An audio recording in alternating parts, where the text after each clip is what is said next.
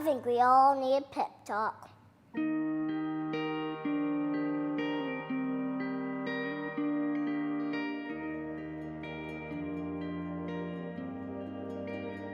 world needs you to stop being boring. Yeah, you.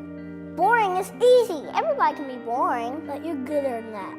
Life is not a game, people. Life isn't a cereal either. Well, it is a cereal. And if life is a game, aren't we all on the same team? I mean, really, right? I'm on your team. Be on my team. This is life, people. You got air coming through your nose. You got heartbeat. That means it's time to do something. A poem.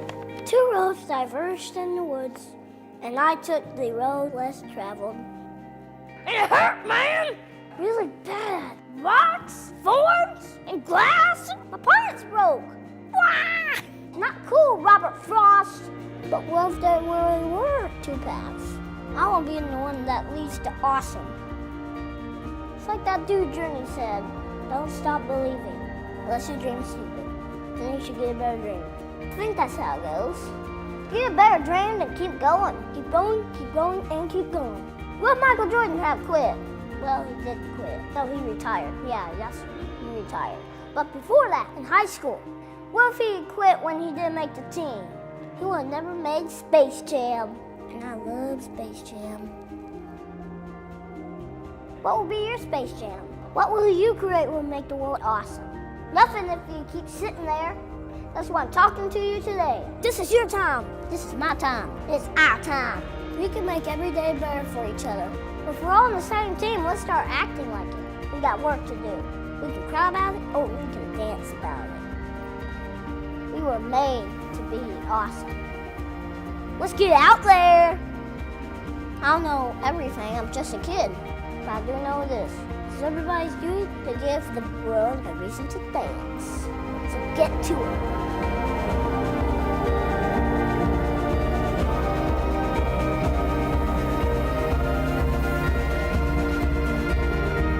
You've just been pep talked. Create something that will make the world awesome. Play ball.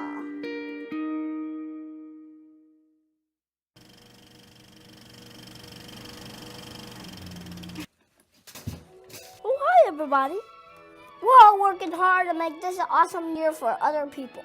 And you guys are doing it. You've been super encouraging to me, so I want to return the favor. Who you know who needs some encouragement? Pass this pep talk along, and let's get the whole world to dance. I'm dedicating this video today to my friend Gabby. She's a cool kid, she likes pancakes, and she's fighting cancer like a boss. And to all you watching, who encourages you? Send them this video and let them know. So get to it. There.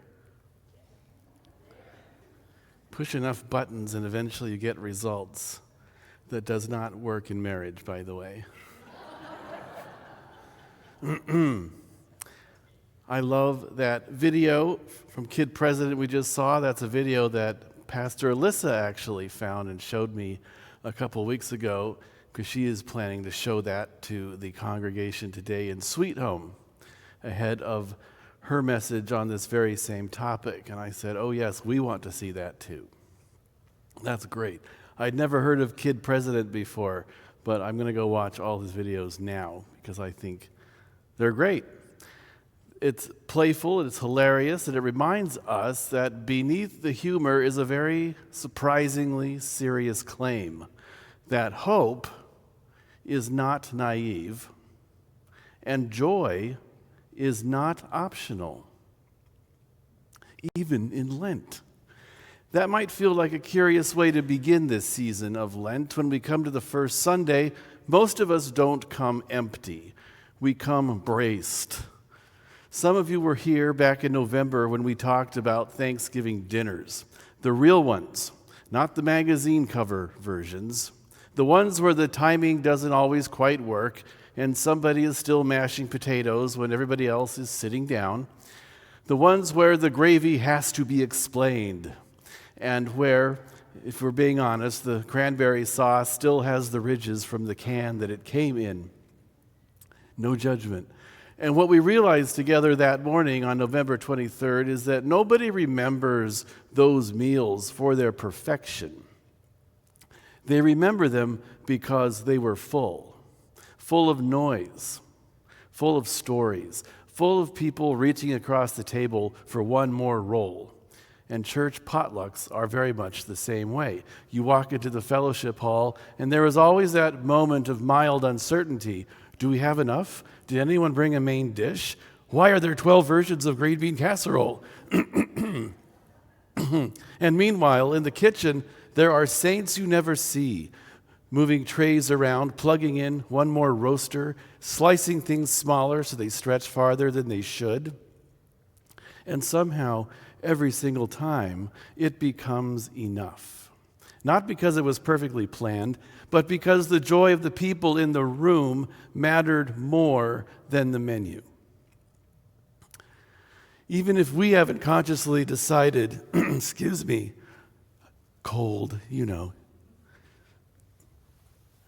And I didn't want to do this on video.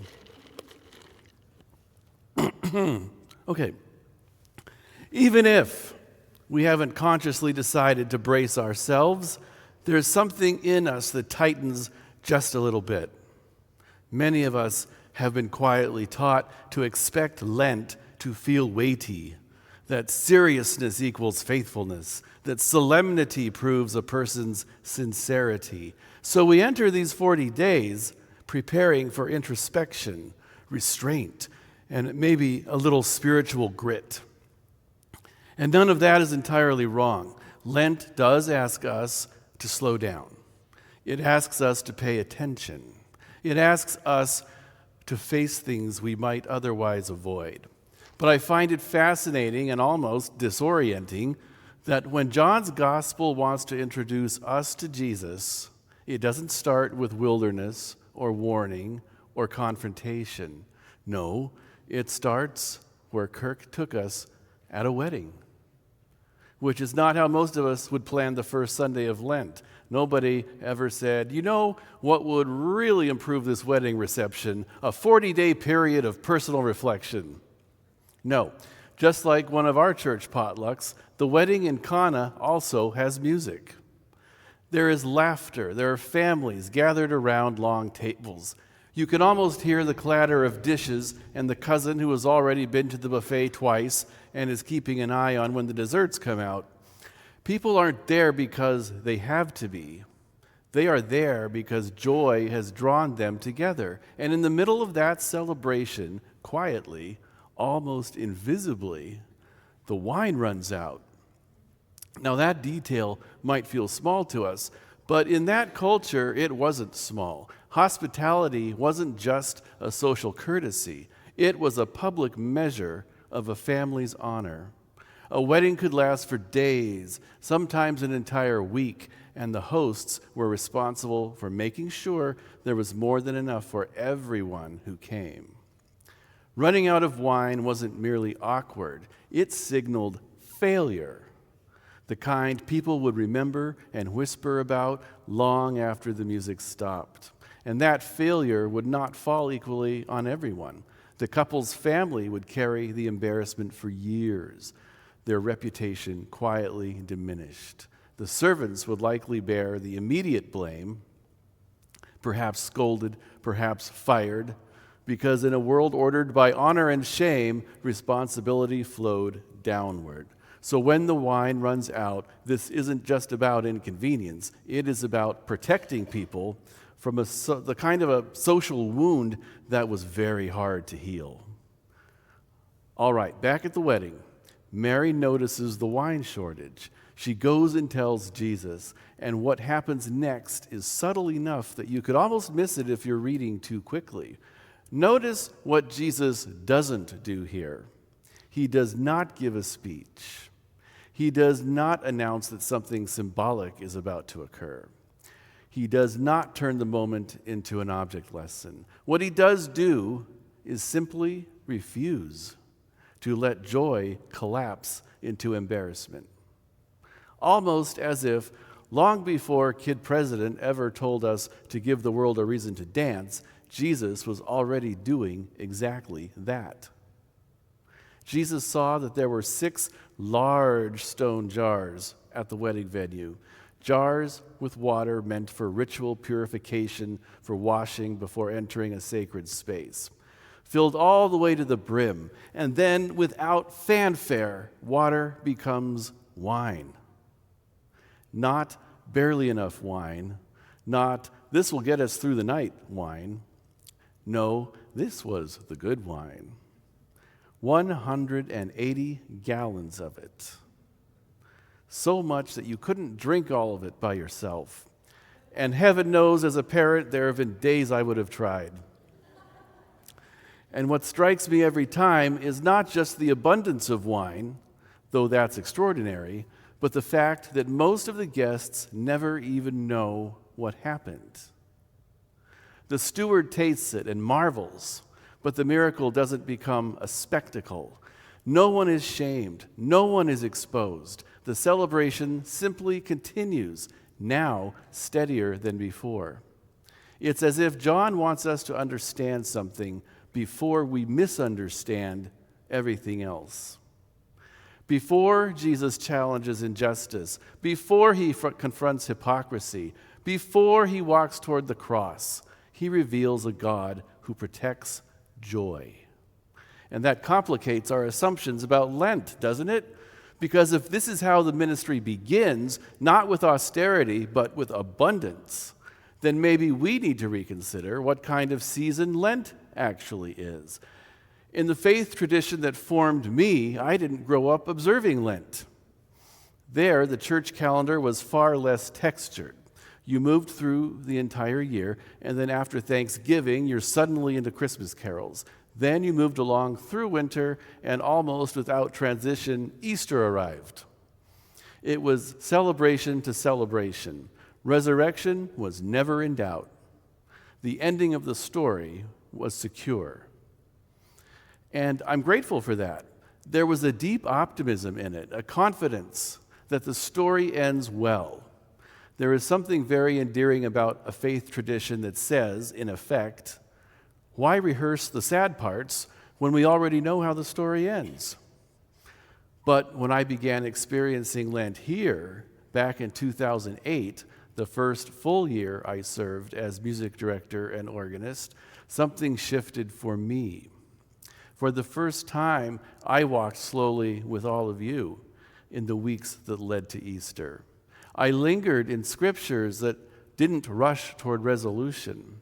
I sat with themes of wilderness and hunger and vulnerability, and I discovered something I hadn't known was missing. Easter is magnified by the journey that leads to it, because when you walk the road toward resurrection, its joy no longer feels assumed or inevitable. It suddenly feels necessary, like the long-awaited answer to a hunger that you have finally learned to name. And that realization reshaped how I understand Lent. Now I understand that Lent is not a season designed to make us miserable. It's a season that invites open honesty, honest enough to face what is real, and to recognize how much we need the joy that is coming. And that brings us back to Cana. Jesus doesn't skip the hard parts of the story. The cross is not erased. The first glimpse of Christ's glory we are given in the Gospel of John is quiet abundance. Celebration, not condemnation, which means that whatever Lent is, it cannot be about pretending that life is darker than it is. It must be about walking deliberately toward a joy we know already is on the horizon. And that raises a quiet but important question for us. If we already trust where this story is going, why do we so often approach Lent as though we are heading into something grim? Why do we brace ourselves? Why do we assume that faithfulness must feel heavy? Perhaps somewhere along the way we learned, without anyone sitting us down and teaching it, that holiness requires a certain gravity, That joy might be appropriate for Christmas morning, but seriousness is what proves we are taking God seriously. But then we open the Gospel of John, and the very first sign we are given is a party that refuses to end in embarrassment. Perhaps we have sometimes confused solemnity with depth, because the Jesus we meet at Cana is not shallow, not avoiding the truth about the world, and not pretending that suffering doesn't exist. He is revealing right at the outset that scarcity will never have the final word where God is concerned. And that matters more than we might even realize, because we live in a world that is extraordinarily skilled at training us in the opposite expectation. Spend even a few minutes with the news and you can feel it happening. Spend enough years carrying private disappointments, quiet griefs, prayers that seem to echo back unanswered, and without deciding to, you begin managing your hope more carefully.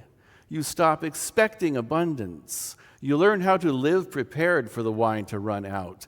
Not cynical exactly, the kind of spiritual posture that keeps the good china in the cabinet because company might come someday. The kingdom Jesus describes does not seem especially interested in our careful emotional budgeting. The kingdom of heaven, he says, is like a mustard seed. A mustard seed. And if that sounds gentle to our ears, it likely didn't to Jesus' first listeners. Mustard was notorious for spreading like wildfire where it wasn't invited, growing beyond its boundaries, disrupting tidy agricultural plans. You didn't plant mustard if you wanted control. You planted mustard if you were willing to live with surprise, the kind of surprise that reminds us the story is not finished yet, which suggests that what God is growing in the world may not always fit neatly inside the expectations we have learned to maintain. It may begin small, almost invisibly, but it carries within it a life that is difficult to contain. And perhaps that is part of what Lent is meant to teach us. Not how to become smaller, but how to become attentive enough to notice that life is already pushing up through the soil. Here's the quiet risk we face, not just as individuals, but as people of faith. We can know how the story ends and still forget to live as people who trust the ending. Over the past several weeks, Epiphany has pulled back the curtain for us, showing us who Christ is, how he moves toward people, how he restores dignity, how he refuses to let shame define the human story. We have been standing in that light. Lent arrives not to dim that light, but to ask whether we are willing to walk by it. And walking by that light requires something from us, not performance, not spiritual theatrics, but trust. Which sounds simple until you realize it means walking into the wilderness with the same God who just kept a wedding reception from falling apart. It's one thing to celebrate resurrection once it has arrived. It is another thing entirely to walk toward it while the road still bends through wilderness. Lent is not an exercise in dread. It is a season of reorientation, a season in which we gently loosen our grip on the habits of fear that have taught us to expect less from God than God has ever intended to give. Because when we stood together a few minutes ago and declared in the call to worship that the good news is water turned into wine, love after loss, mourning turned to dancing, we were not just reciting poetry. We were naming the shape of reality as God intends it. Those are the kinds of promises that reshape how we see the world. And if they are true, even now, even before we arrive at Easter morning, then the question Lent places before us is not whether joy is coming. The question is whether we will trust the direction Jesus is leading us while it is still on the way. Because trust is hardest not when the outcome is visible, but when we are still somewhere between the promise and the fulfillment. And that in-between space is exactly where Lent meets us. Not at the end of the story, not at the beginning, but on the road. Which may be why the church, in its wisdom, never rushes us from celebration to celebration. Instead, it gives us these 40 days not to darken our spirits, but to steady our vision, to help us see what is actually true before the noise of the world convinces us otherwise.